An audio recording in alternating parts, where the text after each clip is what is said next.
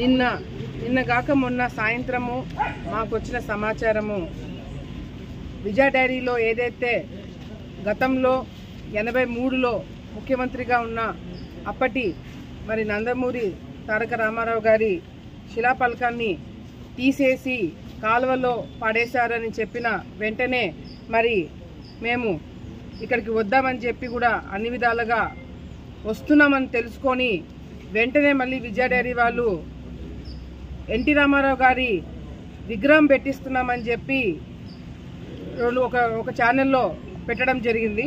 కానీ ఈరోజు మీరు చూసుకుంటే ఎన్టీ రామారావు గారి శిలాఫలకాన్ని ఈ విధంగా తీసేసి మరి ఏదైతే కాలువలో పడేసినారో దాన్ని నాకు తెలిసి ఈ రాష్ట్రంలోనే కాదు ఇతర రాష్ట్రాల్లో కూడా ఈ విధంగా ఒక చనిపోయిన మాజీ ముఖ్యమంత్రి గారిని ఈ విధంగా అవమానపరచడం అనేది కూడా ఎవరు కూడా సహించరు.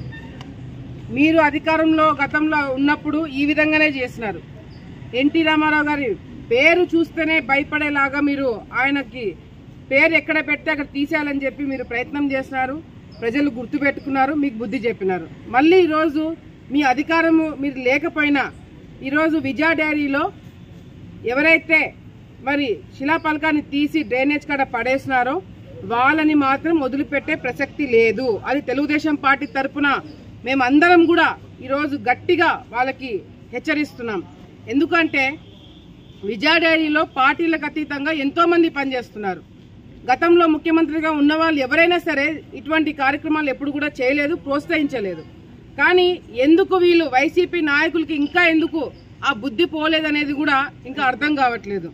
విజయ డైరీలో గతంలో కూడా ఈ విధంగా మాకు ఎన్ని కంప్లైంట్లు వచ్చినా కూడా కేసులు వేసినాము, న్యాయ పోరాటాలు చేసినాము, అన్ని విధాలుగా న్యాయంగా పోదామని చెప్పి మేము కూడా ఓపికగా వేచి చూస్తున్నాం. కానీ ఈ విధంగా తెలుగుదేశం పార్టీ అధికారంలోకి వచ్చిన తర్వాత ఏం చేసినా ఎవరు పట్టించుకోరులే, ఏం చేసినా ఎవరు అడగరులే అని చెప్పి అనుకొని ఈరోజు ఏదైతే ఒక సెంటిమెంట్ ఎన్టీ రామారావు గారి అని ఒక సెంటిమెంట్ ఈరోజు తెలుగు రాష్ట్ర ప్రజల్లో ఉందో అటువంటి సెంటిమెంట్ పైన ఈరోజు వీళ్ళు ఏదైతే చేయకూడదో ఆ పని చేసినారు. ఎన్టీ రామారావు గారి శిలాఫలకాన్ని టచ్ చేసి దాన్ని కాలంలో పడేసినారు. తెలుగుదేశం పార్టీ కార్యకర్తలు నాయకులు ఎవరం కూడా ఊరుకోము.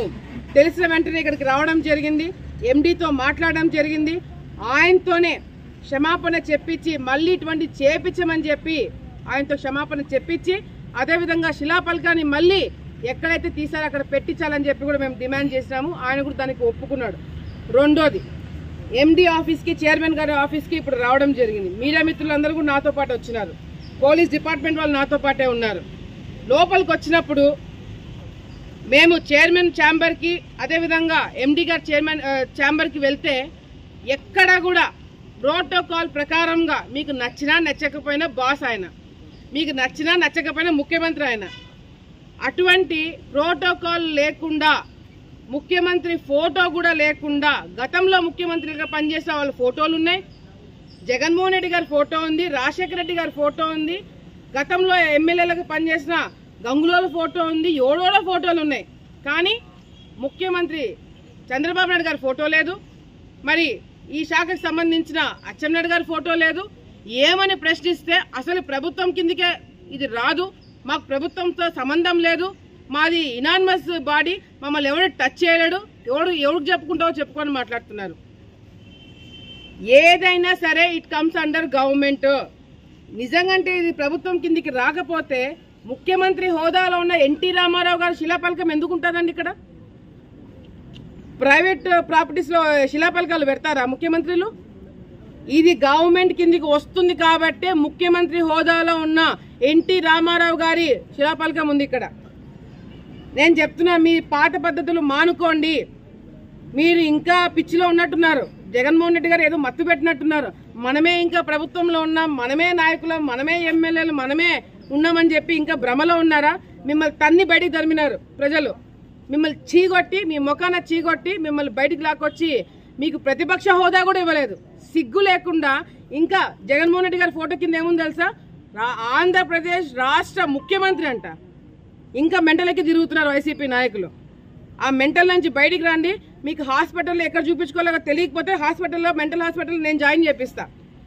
ముఖ్యంగా నంద్యాల జిల్లాలో మెంటల్ ఇంకా చాలా మంది ఎక్కువ తిరుగుతున్నారు. విజయ డైరీలో ఆ కుర్చీలో కూర్చుంటేనే పాపము ఫ్రస్ట్రేషన్లో పెరిగిపోతున్నారు అందరూ. ఆడ ప్లేస్ లేక నన్ను కూర్చోమంటే కూర్చున్నా. దానికి ఫోన్లు చేసి నన్ను బెదిరిస్తున్నారు. ఎవరిని బెదిరిస్తున్నాడు, ఎందుకు బెదిరిస్తున్నాడు, నీ ఫ్రస్ట్రేషన్ ఏంది, నీ కథ ఏందో నీకే తెలీదు. విజయ డైరీలో చేయని అవినీతి లేదు ఈ గత 5 సంవత్సరాల నుంచి. విజయ డైరీలో మీరు ఎన్ని అక్రమాలు చేసినారో, ఎన్ని అవినీతులు చేసినారో, ఎక్కడెక్కడ ఏం చేసినారో అన్నీ కూడా బయట పెడతాము. మీరు ఎవరి ఫోటో ఎవరిదైతే టచ్ చేయకూడదో వాళ్ళని టచ్ చేస్తున్నారు. ఎన్టీ రామారావు గారిని టచ్ చేస్తారా మీరు? ఏం రాజశేఖర రెడ్డి గారి ఫోటో ఉంది, ఎవడైనా తీసేసినా దాన్ని ఎప్పుడైనా ఎవడైనా ముట్టుకున్నారా? ఎవరికి ఇవ్వాల్సిన గౌరవం వాళ్ళకి ఇస్తున్నాం కదా. ఎందుకు మా జోలికి వస్తున్నారు మీరు? ఎన్టీ రామారావు గారి జోలికి ఎందుకు వస్తున్నారు మీరు? ఆయనకి ఇబ్బందిగా ఆయన శిలాపాలకాన్ని తీసి పక్కన పడితే ఎవడు క్వశ్చన్ చేయాలనుకుంటున్నారా మీరు? పేపర్లో వచ్చింది ఈరోజు ఈనాడు పేపర్లో శిలాపాలకాన్ని తీసేసి కాలువలో వేసిన ఫోటోతో సహా పేపర్లో వచ్చింది. దానికి ఏమంటారు? దానికి ఏమైనా సమాధానం చెప్తారు? సీసీ కెమెరాలు పనిచేయట్లేదంట, గాడిదలు కాస్తున్నారా? 3 నెలల నుంచి సీసీ కెమెరాలు పనిచేయకపోతే ఎక్కడైతే పాలు సప్లై జరుగుతుందో, ట్రాన్స్పోర్ట్ జరుగుతుందో మినిమం కామన్ సెన్స్ లేదా? సీసీ కెమెరాలు ఉండాలి. ఎవడైనా ఏదైనా కలిపితే, ఎవడైనా ట్యాంకర్లో ఏమైనా కలిపితే ఎవడు దిక్కు? ఇప్పటికే మీరు చాలా కలుపుతున్నారు, అది వేరే సంగతులే. కానీ ఎవడైనా వచ్చి ఏదైనా కలిపితే ఏంటి దిక్కు? ఎవరిని అడగాల? సీసీ కెమెరాలు ఎందుకు లేవు? MD should answer, chairman should answer. ఆయన ఏదో నా మీద అరుస్తున్నాడు, నా బంధువు అని చెప్పి మాట్లాడుతున్నాడు. బంధువా చైర్మనా? రెండిట్లో ఏదో ఒకటి డిసైడ్ చేసుకోమని చెప్పిన.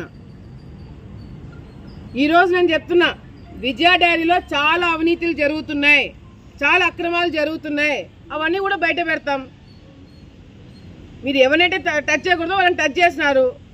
తెలుగుదేశం పార్టీ కార్యకర్తలు మనోభావాలు దెబ్బతినేటట్టుగా మీరు చేసినారు. ఇప్పుడు తెలుగుదేశం పార్టీ ఎందుకు ఊరుకుంటుంది? ఏమనంటే నా వెనకాల బీసీ జనార్దన్ ఉన్నాడు, నా వెనకాల ఫరూక్ గారు ఉన్నారు, నా వెనకాల టీజీ భరత్ గారు ఉన్నారని చెప్పి చైర్మన్ ఎండీలు మాట్లాడుతున్నారు. ఎందుకుంటారు మీ వెనకాల? మీరు జగన్మోహన్ రెడ్డి గారి ఫోటో పెట్టుకొని ఇప్పుడు కూడా మీరు నడుపుతుంటే ఎందుకు సపోర్ట్ చేస్తారండి మంత్రులు? నాకు అర్థం కావట్లేదు. మీరు ఎందుకు మంత్రులను ఎందుకు గబ్బులు చెప్తున్నారు? వాళ్ళ పేర్లు ఎత్తే వాళ్ళని ఎందుకు బదనాం చేస్తున్నారు? మీరు అధిష్టాన్ని కాదని మిమ్మల్ని ఎందుకు సపోర్ట్ చేస్తారు? మంత్రులు వాళ్ళ పేర్లు ఎందుకు చెప్తున్నారు మీరు?